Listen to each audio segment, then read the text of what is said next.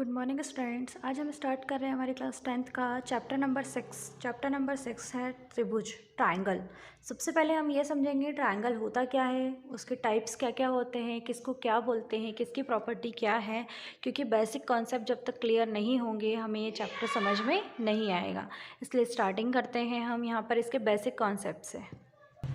चलिए स्टार्ट करते हैं चैप्टर 6 ट्रायंगल। ट्रायंगल की डेफिनेशन है a closed figure formed by joining 3 non collinear points is called triangle. मतलब ऐसा एक क्लोज्ड फिगर जो क्या हो, नॉन कोलाइनर पॉइंट से मिलकर के बना हुआ हो, उसको क्या कहते हैं, ट्रायंगल कहते हैं। ठीक है। हिंदी में अगर देखेंगे हम तो त्रिभुज ऐसी बंद आकृति जो क्या होती है, किसी 3 असंरेख बिंदुओं से मिलकर बनती है, उसे बोलते हैं ट्रायंगल यानी त्रिभुज। ठीक है। अब यहाँ पर हम देखते हैं नॉन कोलाइनर पॉइंट्स क्या क्या होते हैं। कोलाइनर पॉइंट का मीनिंग होता है जो एक ही लाइन में होते हैं। ठीक है। लेकिन नॉन कोलाइनर पॉइंट्स ऐसे 3 पॉइंट्स जो अलग अलग होते हो। ठीक। तो ये एक मैंने यहाँ ले लिया, एक ये ले लिया और एक ये, इन तीनों को जब हम ज्वाइन करेंगे तो हमारा क्या बन जाएगा, ट्रायंगल ड्रॉ हो जाएगा। ठीक है। मतलब हमने एक क्लोज फिगर बनाया। हमेशा ट्रायंगल क्या होता है, त्रिभुज क्या होता है, एक बंद आकृति होती है, क्लोज फिगर होता है। सपोज मैंने इसको P, इसको Q और इसको R नाम दे दिया। ठीक है। अब सबसे पहले इसमें क्या होता है, इसकी प्रॉपर्टी होती है कि इसमें कितना क्या होता है, 3 वर्टेक्स होते हैं।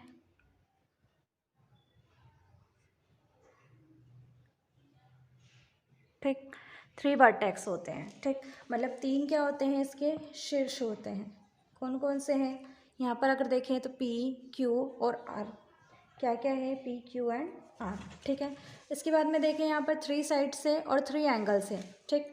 तो 3 साइड्स कौन कौन सी हो गई, 3 साइड्स यानी 3 भुजाएं कौन सी हो गई, P Q, P R and Q R. यहाँ लिखते हैं P Q, Q R and P R. ठीक है। इस तरीके से 3 भुजाएं हो गई। और इसकी थर्ड प्रॉपर्टी क्या है, इसके 3 एंगल्स होते हैं। ठीक। यहाँ लिखेंगे 3 एंगल्स, इनमें 3 कोण होते हैं। अब कौन कौन सा होगा, angle P, angle Q and angle R. ये पी, क्यू और आर। ठीक। इस तरह से हमने क्या समझा, ट्रायंगल समझा। आगे हम देखते हैं classification of triangle.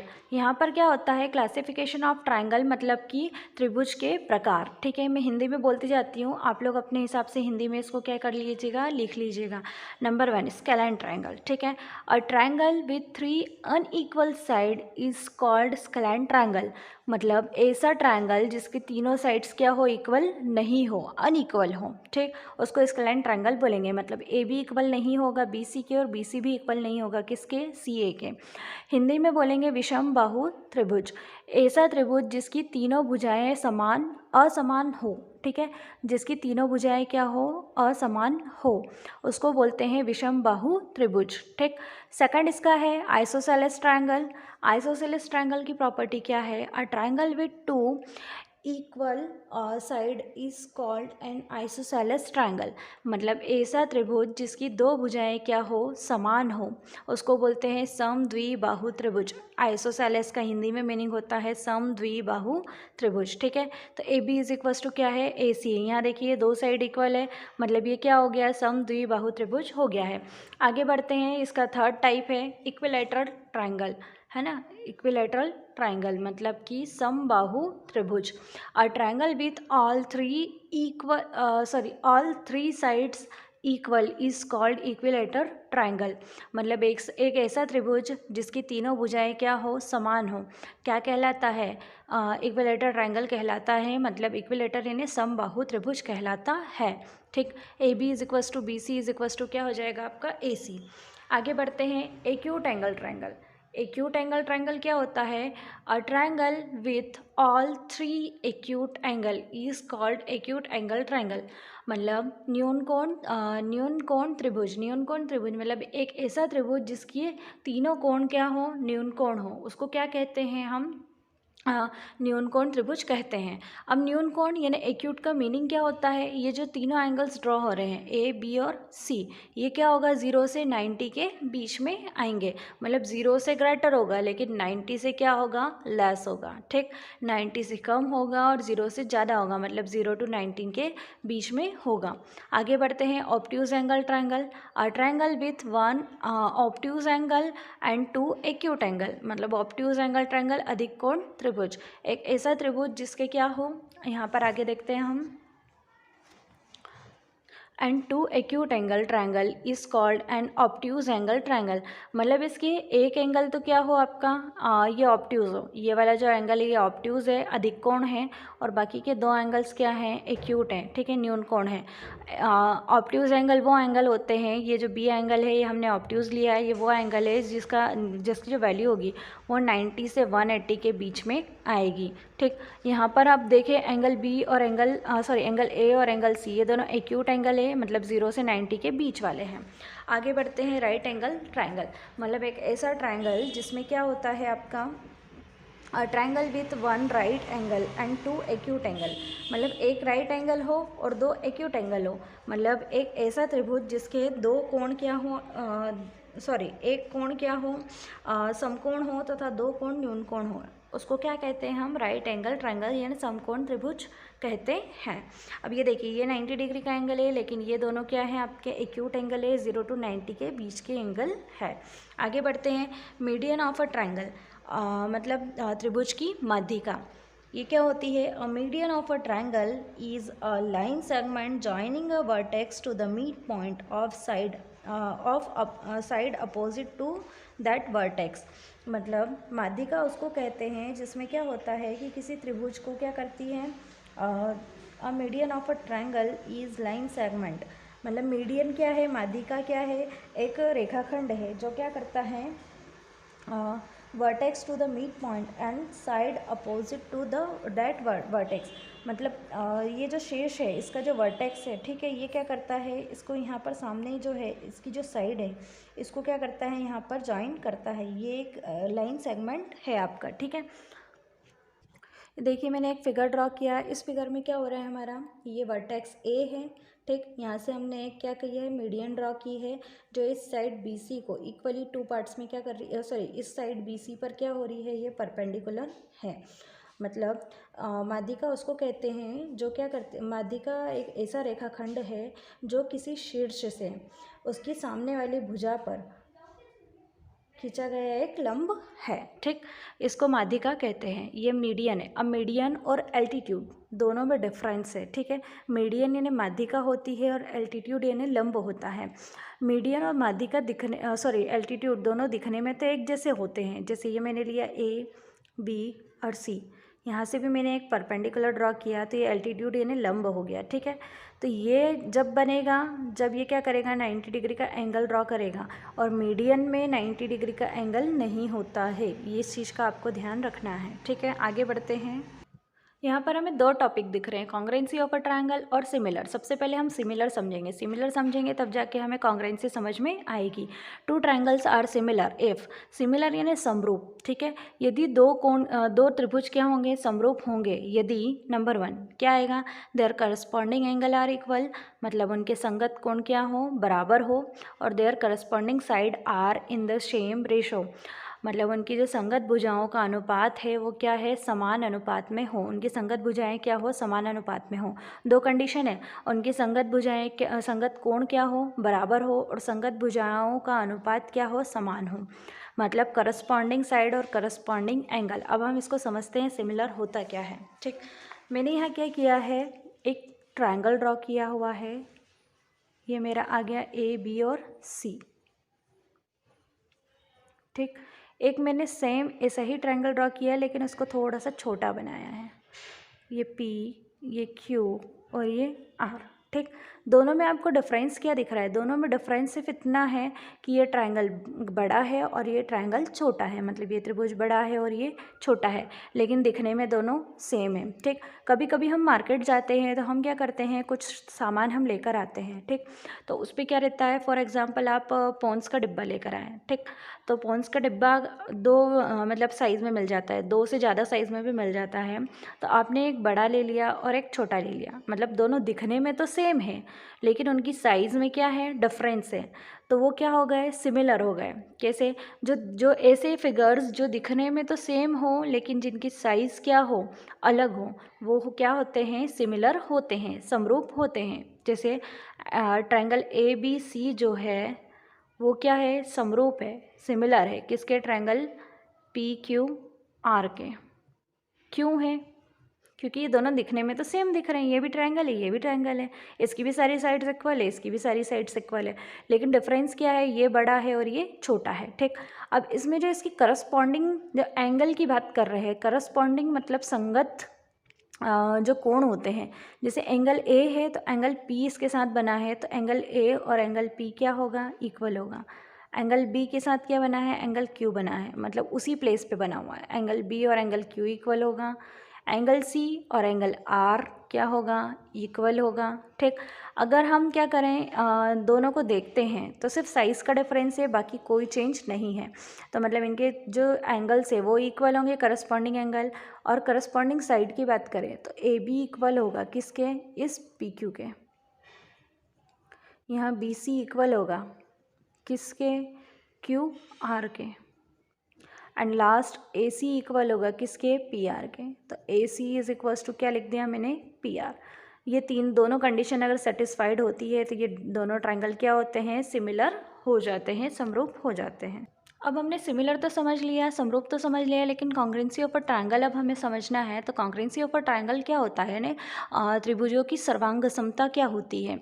To triangles are congruent if pair of corresponding sides and corresponding angles are equal.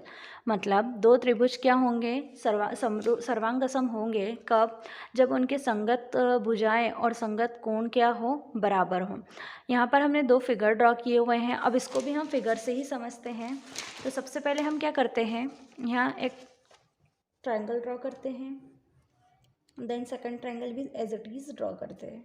ये A, ये B और ये C, ये P, Q और R।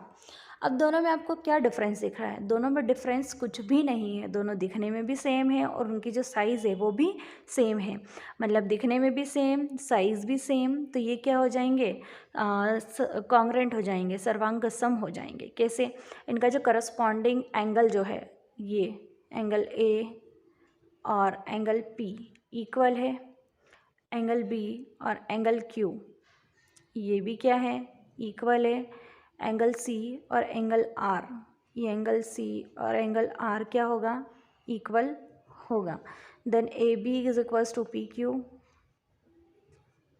BC is equals to QR and AC is equals to PR होगा। ठीक, हमने जो सिमिलर देखा था, सिमिलर में थोड़ा सा ये था कि उनका जो एंगल है वो तो इक्वल होगा, लेकिन उनकी जो साइड है वो एक रेशो में रहेगी। मैंने आपको यहाँ इक्वल बताया है बाय मिस्टेक, यहाँ पर क्या होगा, ये जो साइड है एक रेशो में रहेगी। ठीक है, जैसे AB है तो इसका या तो हाफ हो जाएगा PQ, मतलब AB का हाफ करेंगे तो PQ आएगा, जो भी होगा जैसा भी होगा वो कंडीशन पर डिपेंड करेगा। ठीक है, तो ये यहाँ पर जो कंडीशन है, यहाँ सपोज़ ये बड़ी है तो इसकी आधी ये होगी, ऐसा कुछ भी होगा। जब क्वेश्चन आएगा तब आपको समझ में आएगा। सिमिलर में ये होता है और कॉन्ग्रुएंट में दोनों क्या हो जाते हैं, इक्वल हो जाते हैं।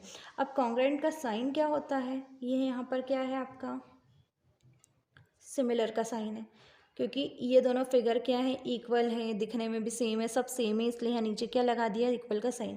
मतलब इस साइन को ही क्या बोलते हैं, कॉन्ग्रुएंट, सर्वांगसम हिंदी में बोला जाता है। ठीक है, तो इतना समझ में आया। नेक्स्ट हम इसको स्टार्ट करते हैं, आगे क्या है, आगे बढ़ते हैं हम एंगल। एंगल यानी कोण।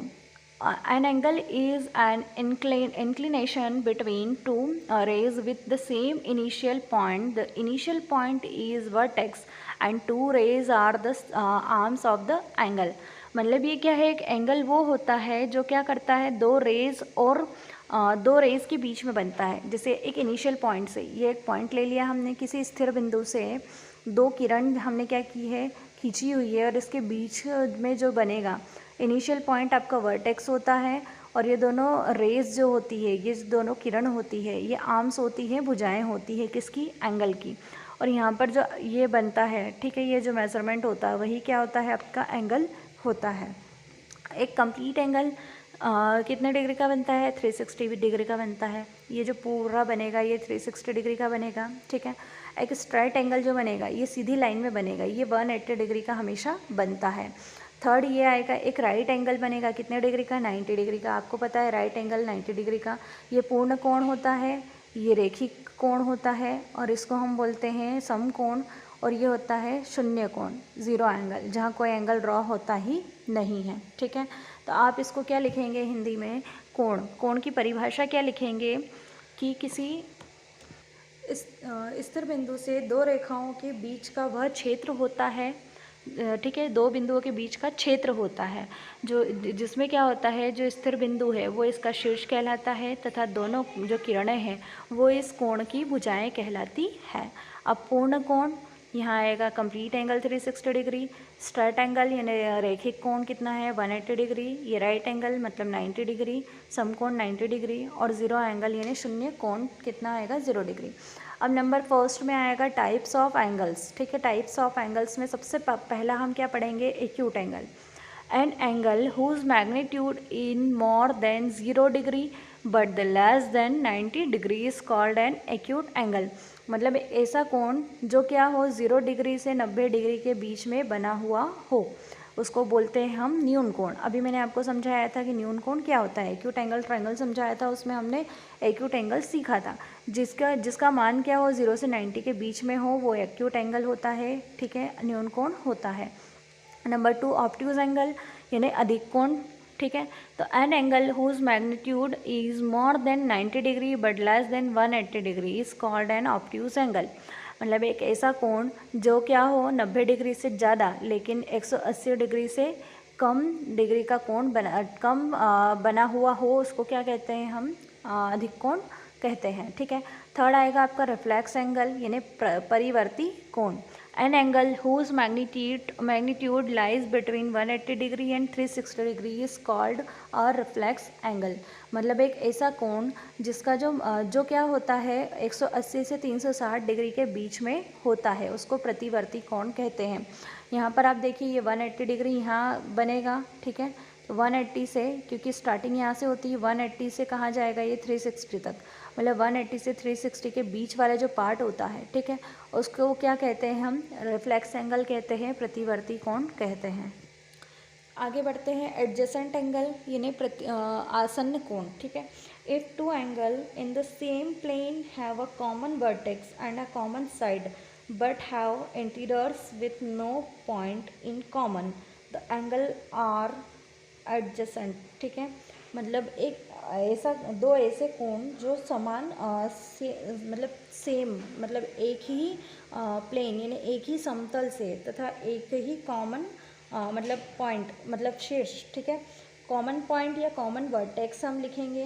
तो यहाँ पर हम पहले इंग्लिश में समझ लेते हैं, फिर मैं हिंदी में पूरा एक्सप्लेन कर दूँगी आपको कि एक ऐसा एंगल, दो ऐसे एंगल जो क्या होते हैं सेम प्लेन पर। देखिए ये सेम प्लेन है, ठीक है, कॉमन वर्टेक्स है और कॉमन ये एक साइड है, इससे क्या है इनके दोनों साइड्स क्या हुए हैं, बने हुए हैं, जिसमें कोई कॉमन पॉइंट नहीं है, ठीक, उसको बोलते हैं एडजेसेंट एंगल यानी आसन्न कोण।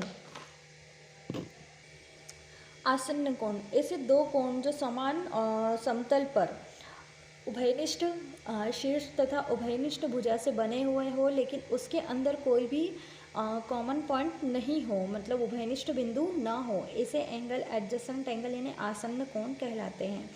अब आते हैं वर्टिकली अपोजिट एंगल यानी शीर्षाभिमुख कोण। Two angle formed by two intersecting lines having no common arms are said to vertically opposite angle. Vertically opposite angles are equal. मतलब ऐसे दो कोण जो क्या होते हैं दो प्रतिच्छेदी रेखाओं के द्वारा बनाए जाते हैं, ठीक है, और जिनमें कोई भी कॉमन पॉइंट नहीं होता है। वर्टिकली अपोजिट एंगल कहलाते हैं, मतलब शीर्षाभिमुख कोण कहलाते हैं, और ये हमेशा क्या होते हैं, बराबर होते हैं। एंगल ए इक्वल है किसके, बी के, ठीक है। ए और डी इक्वल है, सी और बी इक्वल है, बराबर है। नेक्स्ट हम चलते हैं कॉम्प्लीमेंट्री एंगल, ठीक है। कॉम्प्लीमेंट्री एंगल यानी कि समपूरक कोण। Two angles whose sum is 90 degree are called complementary angle and each angle is called complement of the other. मतलब ऐसे दो कोण जिनका योग कितना हो, 90 डिग्री हो, उसको हम क्या कहते हैं, समपूरक कोण कहते हैं। तथा इसके प्रत्येक कोण एक दूसरे के समपूरक होते हैं। जैसे हमने दो एंगल लिए, एक 40 लिया, ठीक है, और सॉरी एक 45 लिया, देन सेकंड भी हमने 45 लिया, तो 45 और 45 कितना हो गया, 90, मतलब 90 उसका सम आना चाहिए। सप्लीमेंट्री एंगल यानी पूरक कोण। Two angles whose sum is 180, दोनों में डिफरेंस है, यहाँ दोनों का सम 90 है, यहाँ दोनों का सम 180 है, are called supplementary angle and each angle is called complement of the other. मतलब दो ऐसे कोण जिनका योग क्या है, 180 डिग्री आता हो, उन्हें पूरक कोण कहते हैं। तथा प्रत्येक कोण एक दूसरे का क्या होता है, पूरक होता है। Alternate angle, the angle which lies between the two lines and an opposite side of the transversal are called alternate angle, ठीक है। X and Y are alternate angle. हम यहाँ पर इसको डायग्राम के थ्रू समझेंगे। अल्टरनेट एंगल उनको कहते हैं जो दो लाइन के बीच में बनते हैं अपोजिट साइड पर, ठीक है। और एक्स और वाई इसमें क्या है, अल्टरनेट एंगल है, एकांतर कोण है। इस डायग्राम में आप देखिए, एक ये साइड है और एक ये साइड है, दोनों एक दूसरे के अपोजिट है, और यहाँ पर जो एक एंगल, ये एक यहाँ बन रहा है और एक ये, तो ये अल्टरनेट एंगल्स है, ठीक है। नेक्स्ट हम स्टार्ट करते हैं अब एक्सरसाइज 6.1 का फर्स्ट क्वेश्चन है। कोष्टकों में दिए गए शब्दों में से सही शब्द का प्रयोग करते हुए रिक्त स्थान भरिए। सभी वृत्त होते हैं, सभी वृत्त क्या होते हैं, सर्वांगसम होते हैं कि समरूप होते हैं। तो समरूप होते हैं, क्यों, क्योंकि वो दिखने में तो एक जैसे है, लेकिन हम छोटा भी बना सकते हैं और उसको बड़ा भी बना सकते हैं, ठीक है, इसलिए क्या आएगा, समरूप आएगा। इंग्लिश में देखते हैं, fill in the blanks using the correct word in the bracket. All circles are, सारे सर्कल्स क्या होते हैं, सिमिलर होते हैं, क्योंकि हम छोटा भी ड्रॉ कर सकते हैं और बड़ा भी। ऑल स्क्वायर्स आर, स्क्वायर्स क्या होते हैं, ये भी सिमिलर होते हैं, क्योंकि हम इसको साइज़ में छोटा या बड़ा कर सकते हैं। All dash triangles are similar, तो ऑल इक्विलेटर ट्रायंगल, कि आइसोसेलेस ट्रायंगल में सिर्फ दो साइड इक्वल होती है, लेकिन इक्विलेटर ट्रायंगल में सारी साइड्स क्या होती है, इक्वल होती है, तो ये हमेशा क्या होंगे, सिमिलर होंगे, ठीक है। आगे बढ़ते हैं हम। Two polygon of the same number of sides are similar if their corresponding angles are equal and their corresponding side are proportional, ठीक है। दोनों हमने यहाँ फिल किया है, एक में हमने क्या लिखा है, इक्वल, और सेकंड में लिखा है प्रोपोर्शनल। अब हिंदी में देखते हैं हम इसको। सभी वर्ग होते हैं, क्या होते हैं, सभी वर्ग समरूप होते हैं, ठीक है। सभी त्रिभुज समरूप होते हैं, कौन से त्रिभुज समरूप होते हैं, समबाहु।